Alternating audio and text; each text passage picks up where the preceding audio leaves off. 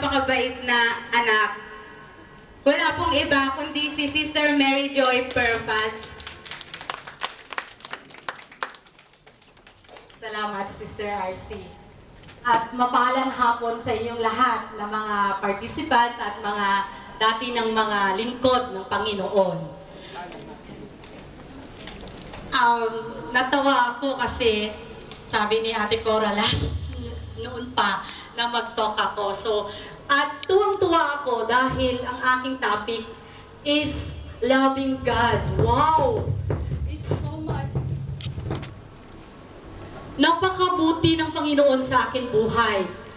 Napakabuti niya na mula sa aking pagkabata hanggang sa paglaki ko is napakabuti niya kung ipapahayag ko lang sa inyo ang lahat. Pero dahil nga kaya narito ako ngayon siguro dahil sa mga pagpapala na yun ng Panginoon sa akin ay ma-share ko naman sa inyo kung ano yung aking mga natutunan. Alam niyo po, this is my third LSS na umattend. My first LSS is naglingkod ako sa Korea. So, isa akong speaker doon. Isa pala akong MC doon. Nung nag-MC ako sa LSS sa Korea, kasi whole day lang ang LSS na ginagawa doon. So, ibig sabihin, from 9 o'clock until 5 o'clock. So, nung naging MC ako doon ako na kailangan kong pag-aralan kasi nire-recap namin ang every topic. So, talagang meaningful sa akin ang LSS. At nung nagpunta nga ako dito, patak ko pa lang dito sa Bahrain, ang una ko talagang hinanap is El Shaddai. Sabi ko, Lord, di ba, parati kong paboritong verse na sinasabi sa inyo na find the kingdom of God and His righteousness and all things shall be given unto you. At after that, tuloy-tuloy, nakahanap ng trabaho, at nakapaglingkod dito sa inyo rin. Kasi naglingkod na rin ako sa Korea. At napakahigpit doon ang paglilingkod. Napakahigpit. 3 buwan ako na naging probationary at napakahigpit.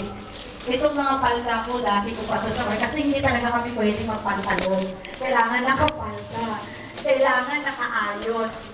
Kasi sabi nga sa banal na kasulatan, sabi nga doon, hindi daw tayo makakarating ang matalino o magaling na manlalaro kung hindi tayo sumusunod sa utos.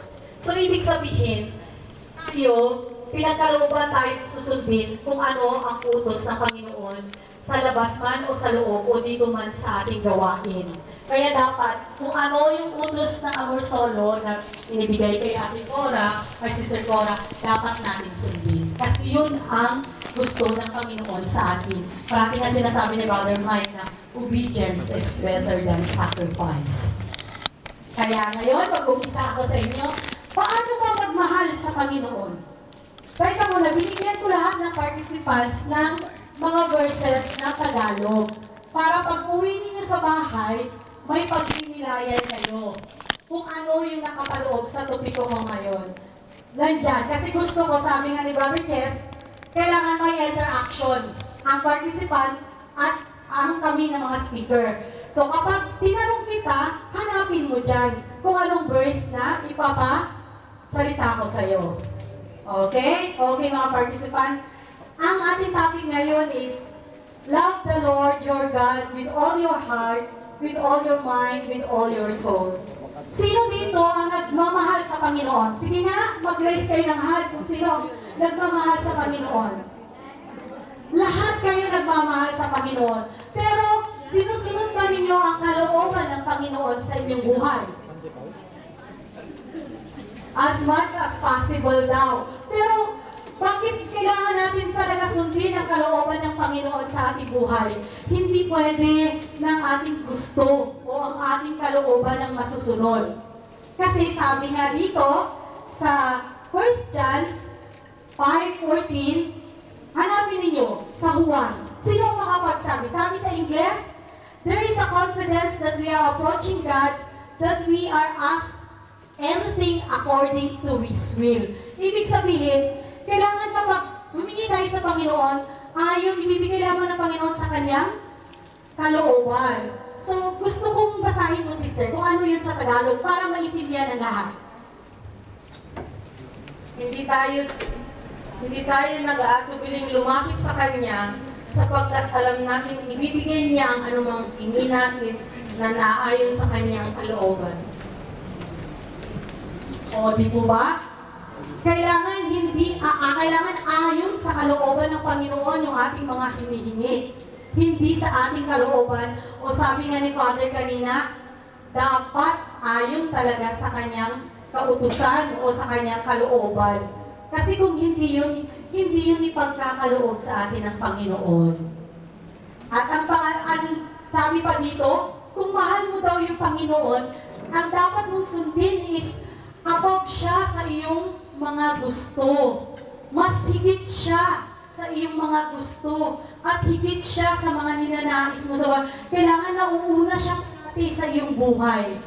Kailangan kapag humingi tayo ng trabaho, kapag humingi tayo ng mga pera, paano ibibigay ng Panginoon sa iyo kung gastos naman kayo ng gastos? Hindi kayo marunong magtipid.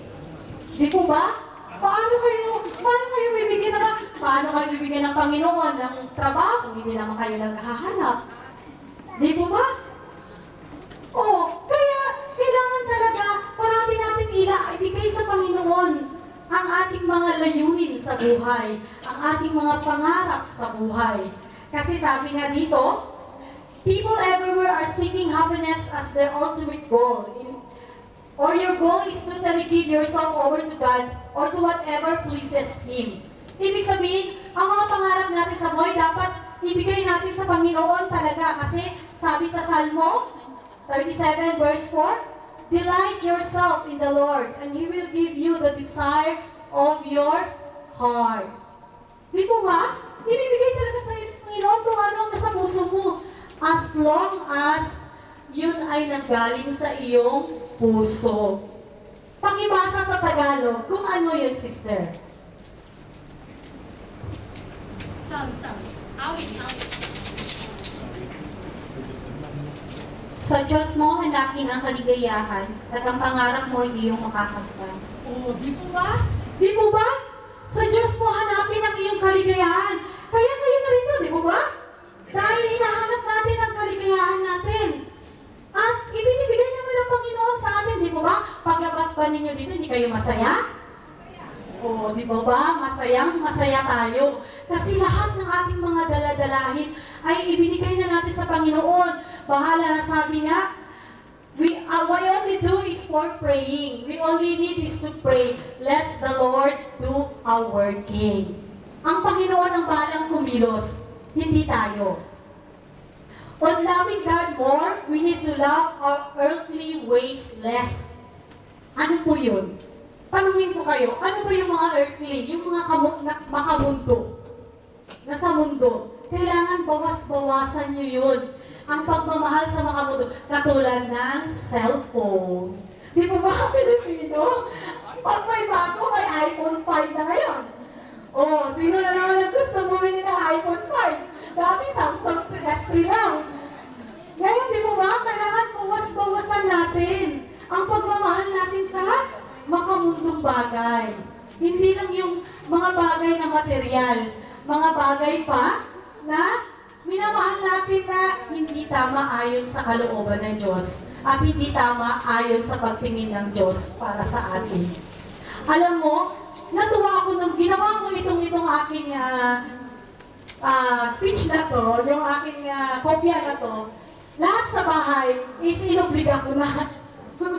Natuwa ako kasi hindi ako marunong mag-Windows. So yung anak mo ang naggawa ng Windows ako that time, ang asawa ko naman ang nag-print ng mga ninyo na yan. So sabi ko, may bibigay ako mamaya sa inyo na kanta. Sabi ko tama na sa asawa ko, si Brother Chris naman ang disturbo ko para mag-upload. At sabi ko nga kay Brother Chris, sabi kay kasi pag may mga tungkulin ako dito, siya lang naman ang may number ako sa mga choir at si Brother Sunny. So siya lang ang matatawagan ko na dapat mag-upload kasi hindi ko na madisturbo yung aking asawa. At yun ay pinapasalamatan ko na ang aking asawa is nag-oblige niya sa sarili niya na maging isang lingkod. At kanina nag-start siya maging Eucharist, no? So, nawa, yun ang ating mga bunga sa ating mga paglilingkod. Lahat ng ating pamilya ay kailangan sama-sama. Sabi nga ni Brother Jess, family that prays together, stays together. Kaya nga, di po ba? At sabi nga sa Salmo, di po ba, delight yourself in the Lord and He will give you the desire of your love. At sabi din na bawasan natin ang mga bagay sa mundong ito. Kasi sabi dito sa Colossians 3:2, sa Colossus po, tingnan ninyo sa Tagalog, set your minds on the things above, not earthly things. O, di po ba sa Tagalog, isa sa isip nyo ang mga bagay na panlangit, hindi ang mga bagay na panlupa.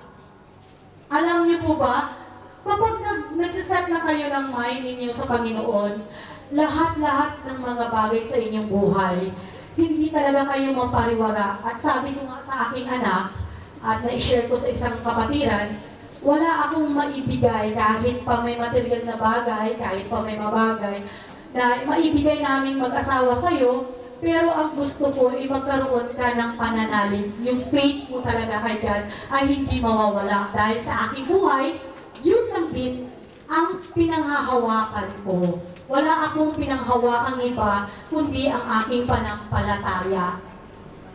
Nung binigay ngayon, sabi ng anak ko, pagdating talaga kay Lord, si Mama, nakikinig talaga yan. Kapag gumalaw lang ako, ginagalaw ko na siya na makinig. Kasi alam niyo, yun talaga ang dapat na gusto ng Panginoon sa atin. Ibibigay niya ang lahat. At sa meron akong ginawa na mga steps. How to love God more. May tatlong akong steps na ginawa. Paano ba natin mahalin ang Panginoon? Ang una kong ginawa is strive for a personal and intimate relationship with God. Di po ba? Lahat tayo mahal natin ang Diyos. Pero lahat ba tayong naririto is may relasyon talaga tayo sa Panginoon, na intimate talaga sa Panginoon, na lahat-lahat binibigay natin sa Kanya. Lahat tayo madali lang magmahal sa Panginoon. Sabi nga sa Jeremiah 29:30, you will seek me and find me when you seek me with all your heart. Kaya hanapin daw natin ang Panginoon ninyo at masusumpungan ninyo. Kung buong puso ninyo akong hahangarin. Di po ba? Kung hanapin naman natin ang Panginoon, talagang matatagpuan natin siya. At nandyan lang siya naghihintay sa'yo, kahit kanino, kahit yung mga hindi naririto. Kapag naghanap lang sila sa Panginoon, talagang nandyan lang ang Panginoon at handa, dalawang kamay kang yayakapin niya. Kaya sa mga participant, sana ito yung gusto kong magkaroon kayo. Yung magkaroon kayo ng intimate relationship sa Panginoon, na para bang hindi mo lang siya Panginoon. Pwede mo siya maging asawa, pwede mo siya maging kapatid, pwede mo siyang maging kaibigan. At bago po akong ipagpatuloy ang aking first na step na to, gusto kong itong sa kanyo yung kanta na to. Kasi gusto ko siyang, ang mga participant, magkaroon ng malalim na pagmamahal sa Panginoon. Ito yung hindi nagtataka ako kung bakit dati ko na itong hinanap yung kanta na to. Dati ko na itong nahanap ang kanta na to. Gusto ko siyang i-upload para ma-share sa mga Facebook friends. Kaso hindi ko siya na-upload. Parati ko siyang nakakalimutan. Yun pala may plano ang Panginoon na gagamitin ko siya sa aking talk. Imagine, hindi pa ako nagpaplano, na-plano na pala ng Panginoon. Kita mo kung gaano siya kumikilo sa buhay natin? Kaya sabi ko, Lord, nung binalikan ko tong kanta na to, iyak ako ng iyak. Ito yung kanta na parati kung pag nangihina ako, gusto ko siya maging deeper in love sa Panginoon. Ma-in-love ako ng ma-in-love sa Panginoon. Umalab yung aking pagmamahal sa Panginoon. Magkaroon ng apoy ang aking pagmamahal sa Panginoon. At sana ganun din kayo. Paglabas ninyo dito, sana magkaroon ng alab at apoy sa inyong puso na mahalin ng Panginoon. At balik-balikan ninyo kami rito. Di po ba? At patuloy kayong maglilingkod sa Panginoon. Balang araw, narito rin kayo sa harap, katulad ko. Dahil sa inyong pagmamahal sa Panginoon. Dahil sa inyong pagmamahal sa Kanya at kaya kayo nandito. At sa pag-strive natin ang personal relationship natin sa Panginoon, ito rin, pakinggan natin ito, pwede rin tayong magbasa ng mga Biblia, mga sample po, yung mga reading magazines, para mas lalo natin, alam niyo, nung bago ako naging lingkod, nung natagpuan ko to yung El Shaddai sa Korea, lahat ng sinasabi ng preacher at lahat sinusulat ko. Nagtaka lang ako, nung dumating ako dito, konti lang ay nagdadala ng Biblia. Sino may Biblia ngayon? Tingnan natin, sino may mga Biblia? O kita mo, konti lang. Paano kayo naging isang lingkod? Paano tayo narito? Wala kayong dala.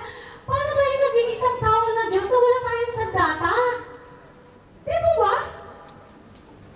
Nakakapagtataka. Paano ko naging isang kawal ng Panginoon? Kasi sabi sa John 1:1, sabi niya, sa simula pala ay nandyan ang salita at ang salita ay Diyos. So ang Biblia ay nandyan ang Panginoon. Isang preacher, sabi sa akin ni Brother Joe, isa siya naging elder ko doon. Sabi sa akin ni Brother Joe, yung ni Brother Mike doon, kasi naging ka-close ko. Sabi niya, kahit daw sa kotse, kahit saan, dala-dala niya yung Biblia. Ako rin, alam mo, pag nag-apply ako, dala-dala ko yan lahat-lahat ng rosary ko, Biblia ko, panyo ko, dala-dala ko yan lahat. Kasi nandyan ang Panginoon. So kung nandyan ang Panginoon, kasama mo ang Panginoon. So kung kasama mo ang Panginoon, nananahan sa'yo ang Panginoon. So ano pa yung bagay na hindi mo magagawa? Di po ba? Lahat ng bagay magagawa mo dahil kasama mo ang Panginoon. Kaya sana, kaya binigyan ko kayo ng verses na yan kasi alam kong wala kayong Biblia. Ang iba may dala, pero yung iba wala. Para pag ako lahat ang Biblia ko, puno na yan ng guhit. Every time may mabago akong na verses na ginuguhitan ko siya para malalaman ninyo ngayon kung ilan na sa mga Biblia ang verses na nababasa nyo. Di po ba? Kasi ang Biblia ay isang salamin ng ating buhay. At isa rin siyang guide para sa ating buhay. At ito nga po, sabi rin sa Jeremiah, ay sa Philippians 4:8, Brothers, whatever is true, whatever is noble, whatever is pure, whatever is lovely, whatever is admirable, if anything is excellent or praiseworthy, think about such things. Di po ba? Basahin mo sa Tagalog, kapatid. Basahin mo. Philippians, hindi pala sa Pilipos. Yan, basahin mo. Mga kapatid, dapat maging laman ng inyong isip ang mga bagay na karapat-dapat at napuri po. Ay, sorry. Mga kapatid, dapat maging laman ng inyong isip ang mga bagay na karapat-dapat at napuri-puri, mga bagay na totoo, marangal, malinis, kaibig-ibig at tagalang-galang. Di po ba? Yun dapat ang maging laman ng ating isip. Yun dapat ang malaman ng ating puso. Yun dapat ang maging laman ng ating kaluluwa. Sabi nga nung last talk ni Brother Roldan, nangangamoy na tayo kapag hindi tayo nangungumpisal. At hindi yun ang mga nasa isip at puso natin. Kaya dapat yun. At ngayon po, ibibigay ko sa inyo, ito yung kanta na to ay isang napakaganda. At sana bago ko matapos ang talk at bago kayo umalis dito, ma-inlove kayo sa Panginoon. Bago ko ibigay ang pangalawang steps kung paano natin mahalin ang Panginoon ng higit. Okay? Ito po is deeper in love.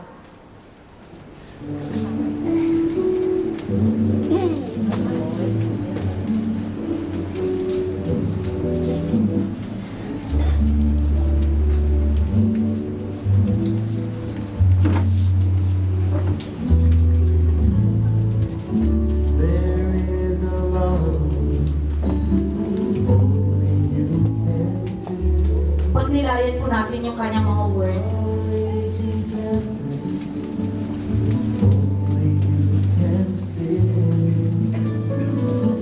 My soul is thirsty, Lord, to know you as I know. Drink from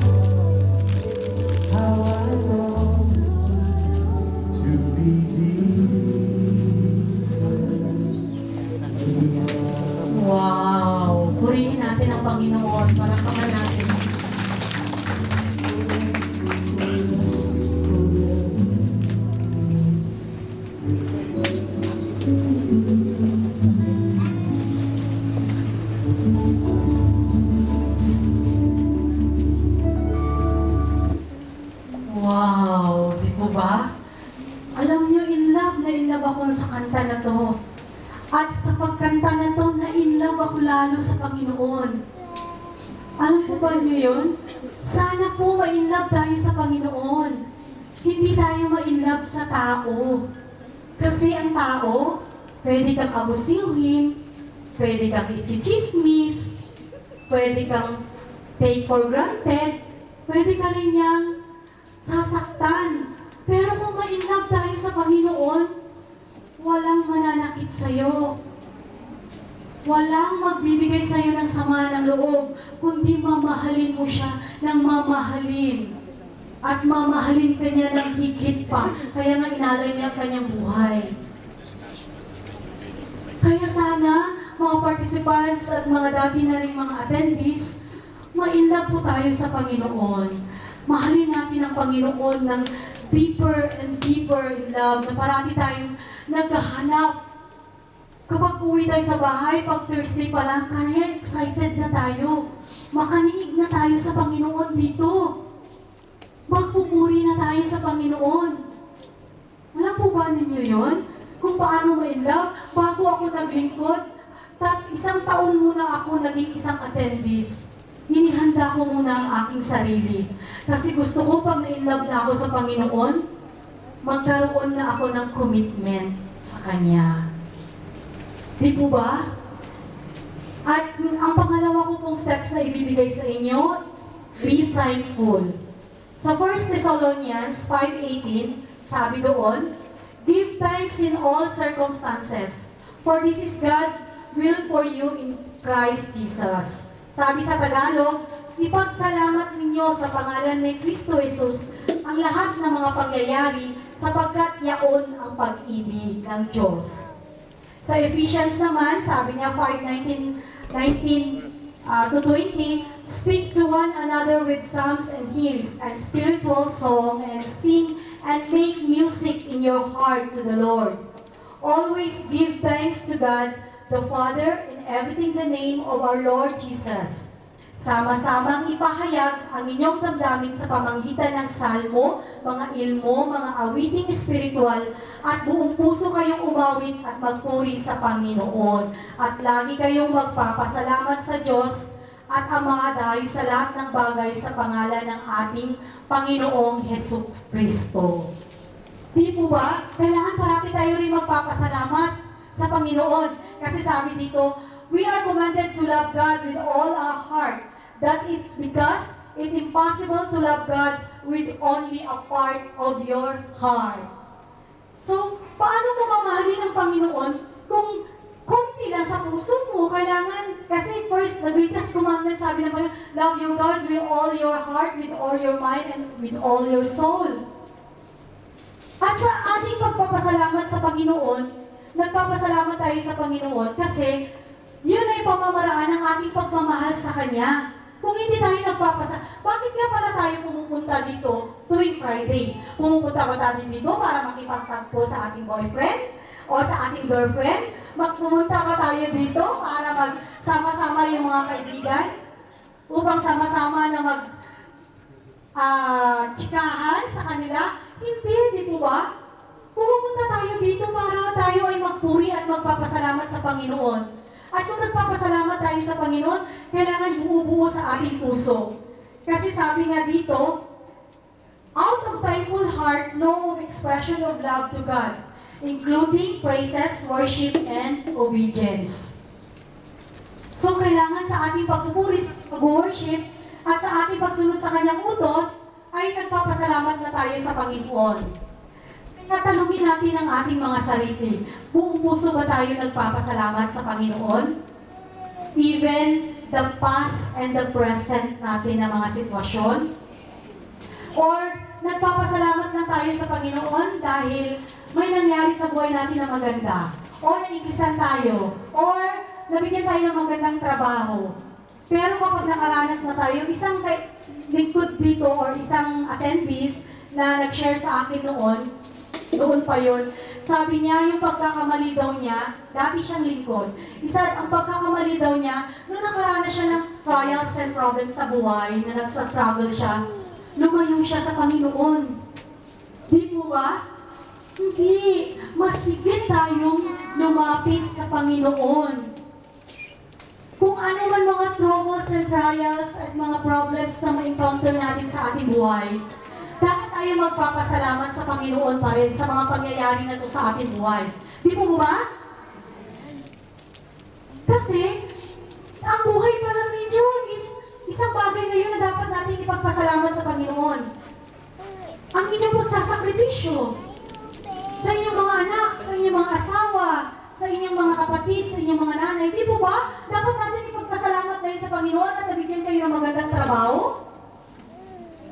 Kaya dapat tayo parati ang ating puso ay umaapaw ng papasalamat sa Panginoon. Hindi lang yung a part of our heart is nagpapasalamat sa Panginoon. Dapat buo-buo ng ating puso ipapasalamat natin sa Panginoon. That means you must be thankful for everything in your life, past or present, full of gratitude and praise to God.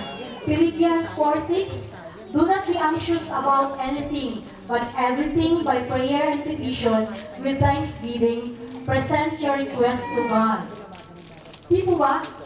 Lahat ngayon, yung mga problema mo, yung mga nararanasan mo, yung mga sakit na nararamdaman mo, ibigay mo sa Panginoon, ipagkatiwala mo sa Panginoon. Sabi ko nga sa isang kaibigan, kagabi, sabi ko nga sa kanya, huwag mo nang intindihin kung ano man ang sasabihin ng tao. Huwag mo nang intindihin kung ano man ginagawa nila. Ang importante, ibinigay mo na ito sa Panginoon, na ibigay mo na sa kamay ng Panginoon. Hayaan mo na ang Panginoon ang gumawa para sa'yo.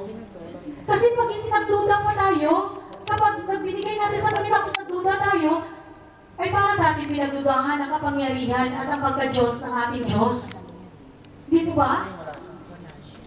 Kaya kapag may problema ka, may mga bagay ka na ano sa buhay, ibigay mo na, hayaan mo na, sa susunod, hayaan mo na, kasi nailapat mo na sa Kanya eh. Pag iniyak mo na sa Kanya, at idinasal mo na sa Kanya, tama na yon. Hayaan mo na siya ang kumilos para sa'yo. At makikita mo na lang ang resulta noon sa iyong buhay. Alam niyo po ba yun? Kasi sa aking buhay, nakita ko yan nung maliit pa lang ako. I-share ko na ko din, maliit ako. Nakita ko yung aming third na, tatlo yung kapatid kong lalaki, so bunso ako. Tatlo yan, puro sila seaman. At father ko seaman. So tatlo yan sila. Ang pang-third na lalaki namin, nagka-problema ng drugs. At the time, sa peak video ng time ng mga addiction. Ang pang-third namin, pero alam niyo, sabi ng doktor sa amin, kahit may pangbayad kami, kahit wala na silang magagawa. Pero sa maliit kong musmus kong isip, na elementary ako nung time na yon, pag lumabas na yung aming kapatid na lalaki, tumatakbo yan, di niya na alam kung saan siya pupunta. Sinusundan na lang ng jeep namin. At pipunas niya kung saan-saan ang mga tae na makikita niya sa daan. Talagang baliw na siya hanggang sa daan na pinusasan na lang siya ng pinsan naming pulis. So at the time, sabi wala na talagang magawa kasi ang mga doktor, at sabi nga ng doktor, yung kanyang anak nga hindi niya nagawa. At the time, na-pick talaga nung time na lumabas ang drugs noon. So, ang nakita ko sa aking ina, every time na sa gabi, sa umaga, sa tanghali, hindi siya nananawa sa pagbabasa ng Biblia. Doon siya kumakapit. Doon ko siguro nakita, doon ko siguro nakuha yung faith na to. Kasi kami, every 6 o'clock, may rosary kami. Every 6 o'clock, kahit saan ka man, kahit saan ka mapunta, kahit masaya-masaya ka doon sa labas, basta 6 o'clock, pumasok ka sa bahay kasi sasarado na yung gate. At pag sarado yun, ibig sabihin magdadasal kang mag-isa mo. Kasi 6 o'clock may rosary kami. So nakita niyo, kung nakita ko doon yung ang aking ina, is nagbabasa siya ng Biblia, araw-gabi, hindi talaga siya nanawa, hindi talaga siya bumitiw sa Panginoon. Hindi talaga siya bumitiw. At kahit ano man sabihin ng iba na idali na yan sa rehab, idali na yan sa Manila, hindi talaga siya bumitiw. Basa siya ng Biblia, pray siya ng pray. Hanggang sa, syempre may kasamang kilos din na pinadala namin sa ospital. May private doctor, may private room. Pero nakita ko doon yun ay sa pagkilos ng Panginoon sa kanyang buhay, sa buhay namin. Alam nyo, gumaling yung kapatid ko. At naging talagang papuri sa Panginoon. Gumaling siya at naging seaman pa siya at nagkaroon siya ng isang anak na isa rin. Imagine, kaya pag may nakikita kami, sabi ng aking ina, huwag kayong tatawa kapag may mga ganon. Kasi kung hindi sa ating pananampalataya, hindi gumaling yung aking kapatid. Imagine kung paano ko nakita from maliit pa lang ako kung paano naging makapangyarihan ang panampalataya, ang pagdadasal, na kung iisipin, wala na talagang imposible na. Pero ang miracle ng Panginoon is hindi natin kaya abutin. At kahit sa akin rin, ilang beses ang pinapakita sa akin ng Panginoon. Nung ikinasal ako, kinasal kasi ako June. Nung kinasal ako, fake din yung ulan. Grabe ang ulan. Masisira yung aking mga magandang na-prepare doon kasi sa bahay ang reception. Masisira siya. Alam mo, at sa edad ko na yun, ang ginawa ko lang, nagbukas lang ako ng Biblia ng aking ina na nakita ko doon. Hinawakan ko lang siya at nag-pray lang ako. Alam mo kung ano nangyari? Huminto ang ulan. Imagine? Napakasimpleng bagay. Kahit tingnan niyo sa Biblia, yung kay Ezekiel, yung kay Job. Di po ba? Kung paano nagmenalakal ang Panginoon sa kanila. Bakit natin hindi natin magawa sa ating buhay? Magagawa rin natin yun. Kung magkaroon lang tayo ng puso may pasasalamat at magkaroon lang tayo ng relasyon sa Panginoon. Di po ba? Yun ang pangalawang steps. At ang pangatlong steps ko na ibibigay sa kanya is, sabi dito, ay gusto ko muna ibasahin dito. Sabi dito kasi, do not be anxious at huwag kayong mabalisa tungkol sa anumang bagay, sa halip ay hingin niyo sa Diyos ng lahat ninyong kailangan sa pamamagitan ng panalangin na may pasasalamat. You may not be thankful for something that you did with cause of suffering for your others. However, you can be thankful for the lesson you learned. Kasi sabi sa Hebrew 12:10, our Father disciplined us for a little, while as they thought best for us. But God disciplined us for our own good, that we may share in His holiness. Ibig sabihin, ang ating ina na panglupa at ating tatay, nung mali tayo, dinisiplina niya tayo para magkaroon tayo ng magandang future, para magkaroon tayo ng magandang buhay. Pero ang Panginoon, dinisiplina niya tayo dahil para sa ating kapakanan, para pagdating ng pagkakataon, makasama natin siya sa buhay na walang hanggan. Ang buhay na kasaya, siya. Di po ba? Saan yun? Na, tanungin ko kayo, saan yun? Naku, bakit hindi sumasagot ang mga participants? Saan yun? John 10:10. Oh, di po ba? Nasa langit yun. Imagine? Yarin na natin yun. Kung ano, hanapin na natin ngayon pala, nandito na tayo sa lupa. Kung dinidisiplina kayo ng inyong mga magulang, huwag tayong kung dinidisiplina man tayo ng Panginoon. Di po ba? Minsan napansin nyo, kapag nasa kasayahan na kayo, o kapag isa ka ng lingkod, tapos biglang may nangyaring problema, ang mga sakit, yung mga problema sa iyong buhay, is pamamaraan nyo ng Panginoon. Isang bagay ang sakit, isa yung pamamaraan ng Panginoon. Upang tayo ay disiplinahin, upang makabalik tayo sa Kanya. Sabi ko nga, paano pa natin kailangan ng Panginoon?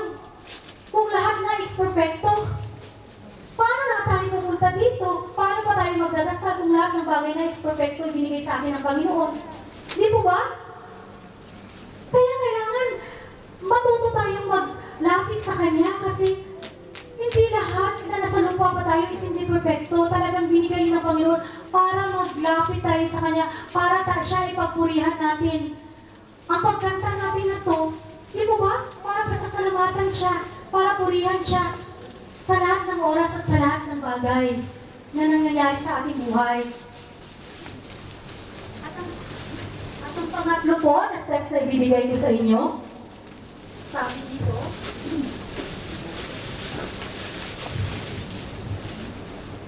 to love God is to means to lose yourself. Kaya ba ninyo yun? Tanungin ko itong mga lingkod ng Panginoon. Kaya ba ninyo yun na sa isa tabi muna ang inyong mga pangsarili? Na? Alam ko si brother naman, kayang-kaya niya to. Di po ba, brother man? Ba't mahina ka niyang amen? Nangangantsa pa siya. Di ba? Ako, amen na amen. Di po ba? Kayo mga participants. Amen. Yan, amen. Malakas na amen sa ating Panginoon. Iwan mo lang yung ating mga pangsarili. Di ba ba yung pakinggan natin kanina si Father? Hindi lang yung grupo natin. Mapunta mo tayo sa saan, umuwi man tayo sa Pilipinas. Hindi lang tayo dito na nagpupuri sa Panginoon. Ako nung umuwi ako sa Korea, kasi sa kagawain naman sa atin, pag sa mga barangay lang or sa ano lang, di ba, konti lang, tapos parang hindi mo talaga ano. Pero umaattend pa rin ako, nagpupuri pa rin ako doon, at nag-share pa rin ako sa mga pagmamahal ko sa Panginoon. Hindi ako nananawa. Pag uwi ko rin nung bakasyon, nagsimba ako at umiyak ang aking puso. Alam niyo kung bakit? Sa barangay namin, kunti na lang yung Catholic. Lahat na-convert na lang born again. Wow, sabi ko ganun. Lord, gusto ko may magawa ako dito. Sabi ko sa ninang ko, bakit? Ano nangyari? At sabi ng priest namin doon, ang arubo daw, malnourished yung aming barangay. Sabi niya, malnourished daw. Kasi, kulang sa pagmamahal at kulang sa pagkilala sa Panginoon. Kasi walang naglilingkod sa Panginoon.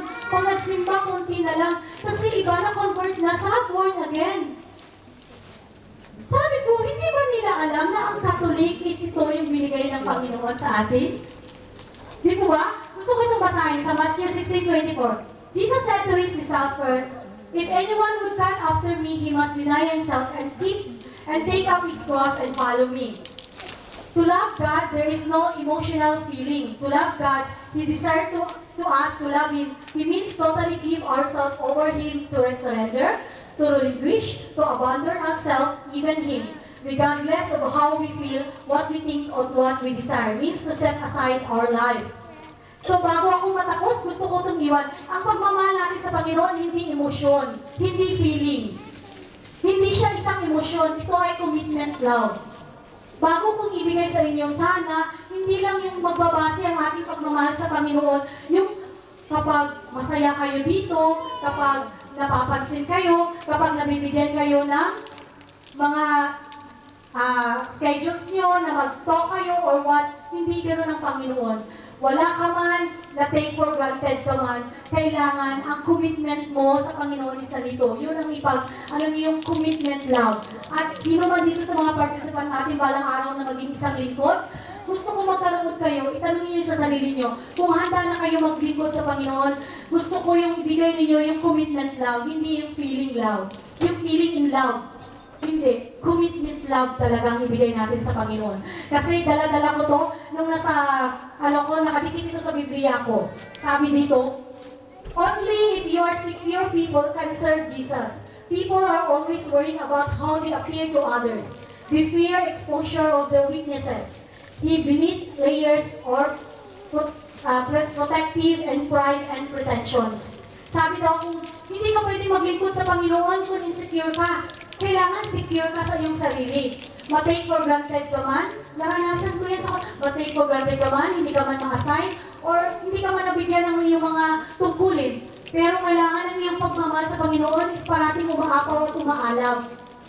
At parating kang uma-attend. Di po ba? Hindi lang yung kung kailan mo lang gusto. Hindi yun ang feeling in love ka lang sa Panginoon. Hindi yung commitment mo sa Panginoon. Ito na nadikit ito sa akin. Mula nung natanggap ko ang Panginoon, dinikit ko ito sa Biblia ko. We serve to get others to like us, to love, admire, or achieve our own goals. This is a manipulating. Ibig sabihin, hindi yun isang ministry. Kaya sana, ma-separate ninyo yung feeling in love nyo sa commitment ninyo. Na pag naglingkod kayo sa Panginoon, at iniiwan ko sa inyo, handa na ba kayong iwanan ang mga bagay sa inyong buhay para lang makasunod kayo sa Panginoon? Handa na ba kayong magmahal sa Panginoon na buo-buo sa inyong puso? Tinatanong ko yung mga participants. Nawa, makikita kayo dito every Friday. At sa susunod na LSS, kayo naman ang makikita kong nagsasalita dito. Di mo ba? Kasi gusto natin yung makita yun sa ating buhay. Sabi nga doon, faith is the first step, is taking a first step pala. Faith is taking a first step, even we are not seeing the staircase. kailangan maghakbang tayo. Kailangan maghakbang tayo sa ating panampalataya. Kaya iniwan ko sa inyo na handa ba kayong humakbang para sa Panginoon? Nawa at purihin natin ang Panginoon.